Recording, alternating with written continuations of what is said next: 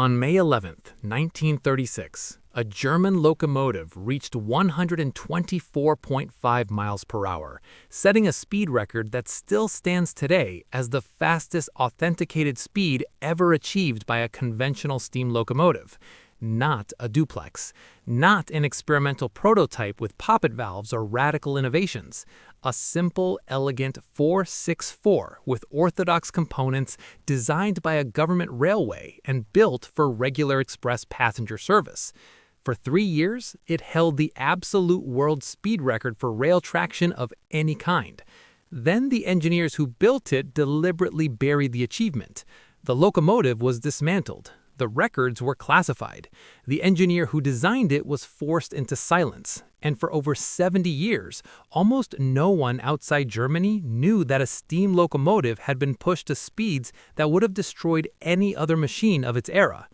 Today, the locomotive survives. It sits in a German museum, polished and preserved, but its story has been obscured by politics, war, and the deliberate decision of the engineer who created it to keep his methods secret.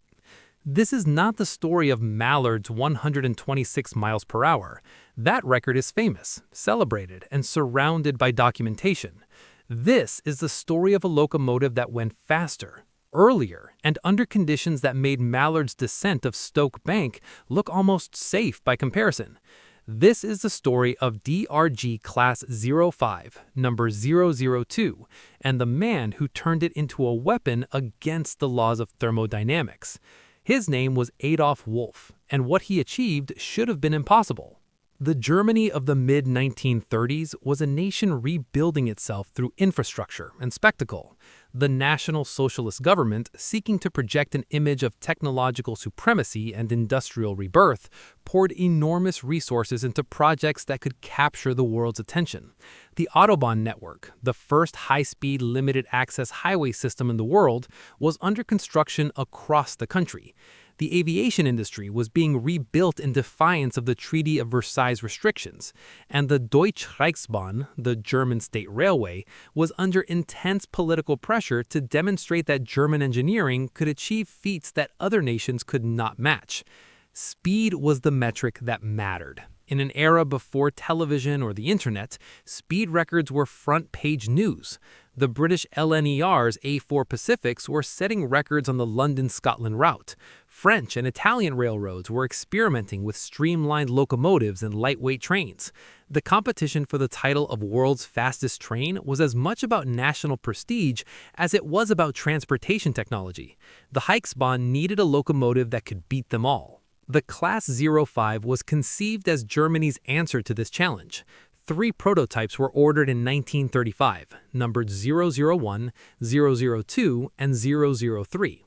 All 3 were 464 streamlined express passenger locomotives designed to haul lightweight, high-speed trains on the Reichsbahn's premier routes. The first 2 units, 05001 and 05002, were built by Borsig Locomotive Works in Berlin. The third, 05003, was built by AEG. All 3 featured streamlined casings designed to reduce air resistance, large driving wheels for high-speed running, and boilers optimized for sustained high output. But 05002 was different from the start. While 001 and 003 were built to standard specifications, 002 received special attention from a Reichsbahn engineer named Adolf Wolff. Wolff was not a household name. He did not design famous locomotives or publish widely read technical papers. He worked in relative obscurity within the Reichsbahn's testing and research department, conducting experiments on steam flow, valve timing, and thermodynamic efficiency. His official role was to optimize the performance of existing locomotives through incremental improvements. His unofficial obsession was to push a steam locomotive faster than anyone believed possible. Wolff's approach to 05002 was methodical and scientific. He began with the steam circuit, the network of passages, pipes, and chambers through which steam traveled from the boiler to the cylinders. In most locomotives, these passages were designed by convention and compromise, sized to fit within available space and shaped by manufacturing convenience rather than thermodynamic optimization. Wolff rejected this approach entirely. He treated the steam circuit as a fluid dynamics problem, calculating the pressure losses, flow restrictions, and turbulence effects at every stage of the steam's journey. He enlarged the steam passages to reduce friction. He smoothed the transitions between pipes and chambers to eliminate turbulence. He redesigned the superheater to deliver steam at higher temperatures than the standard Class 05 design specified. He modified the valve gear to allow faster, more precise steam admission and cutoff, enabling the cylinders to extract more work from each pound of steam at speeds where conventional locomotives would lose efficiency. Every change was calculated, tested, and verified through measurements that Wolff insisted on conducting personally. The modifications were subtle enough that casual observers would not notice them. From the outside, 05002 looked identical to 05001. Both locomotives wore the same streamlined casing, painted in the same deep red with silver stripes. Both had the same 90.5-inch driving wheels, the same two-cylinder simple expansion layout, the same external dimensions. But inside, 05002 was a different machine. Wolff turned a fast locomotive into a precision instrument for converting steam into velocity.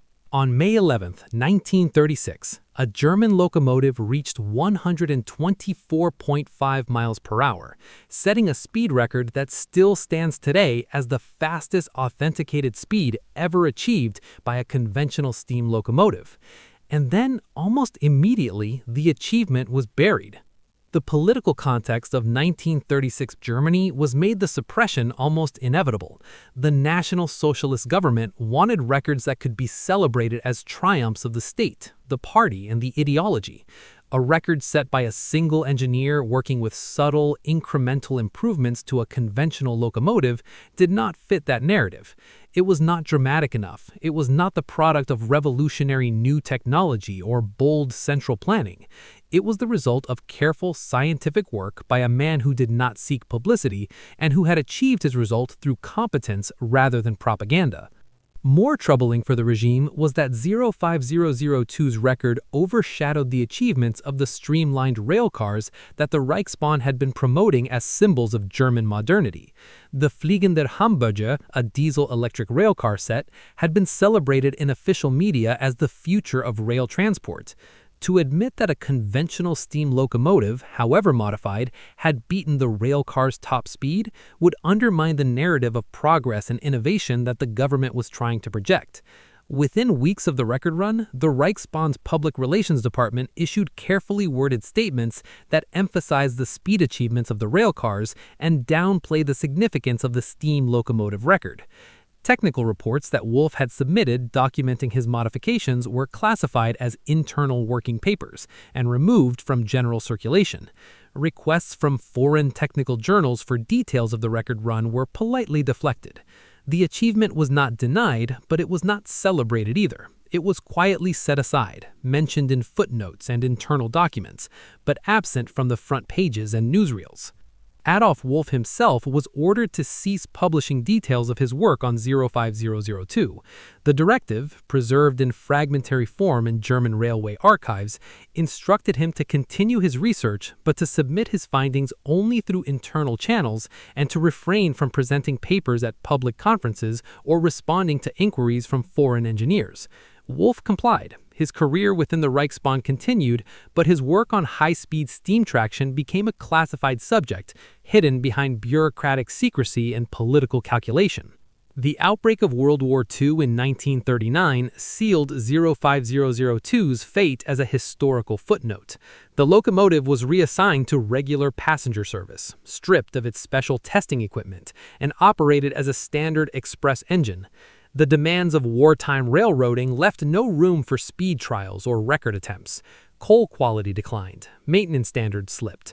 The Reichsbahn's focus shifted from prestige projects to the brutal logistics of moving troops and materiel across a collapsing empire. By the time the war ended in 1945, 05002 was just another worn-out locomotive in a destroyed nation. But the locomotive survived.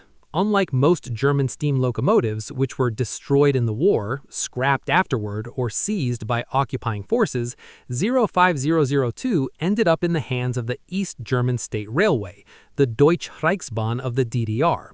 The locomotive was eventually retired from active service, and in a rare act of historical preservation, was donated to the German Museum of Technology in Berlin. Today, it sits on display in the museum's railway hall, restored to its original streamlined appearance, a gleaming red monument to a speed record that the world forgot. The controversy over 05002's record did not end with its retirement. For decades, British rail historians and Mallard advocates argued that the German record should not count, or that it was exaggerated, or that the conditions under which it was set made it incomparable to Mallard's 126 miles per hour. The argument centered on several points of contention. Mallard's record was set on a descent, benefiting from gravity. 05002's record was set on level track, relying entirely on steam power. Mallard's record was measured by a continuous dynamometer chart, providing an unbroken trace of speed over distance.